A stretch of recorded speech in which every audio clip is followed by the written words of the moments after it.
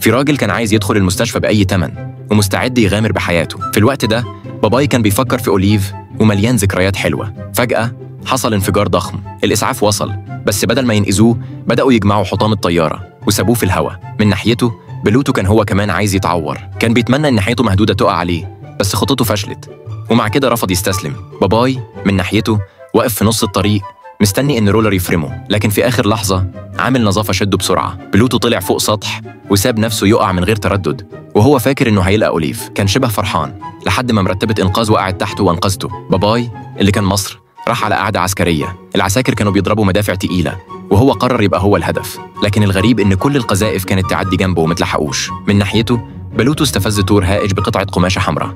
التور جري ناحيته بس وقف فجأة لما شاف يافطة عليها صورة بقرة جميلة. بلوتو اتعصب أكتر وراح نام على قضبان السكة الحديد، لكن للمفاجأة باباي كان عنده نفس الفكرة وزقه بعيد. القطر كان جاي بسرعة جنونية، الاتنين محدش فيهم راضي يتنازل. قعدوا يتخانقوا مين فيهم اللي هيدخل المستشفى.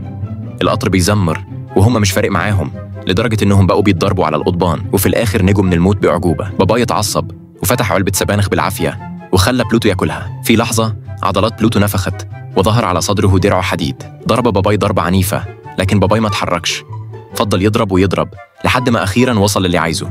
باباي لقى نفسه نايم على سرير في المستشفى مبتسم في حضن أوليف، لكن بره بلوتو حس بوجع في قلبه. فجأة أوليف انفجرت من الغضب. اكتشفوا إنهم في عيادة بيطرية واترعبوا. على طول الممرضين خدوا باباي وبلوتو وودوهم مصحة نفسية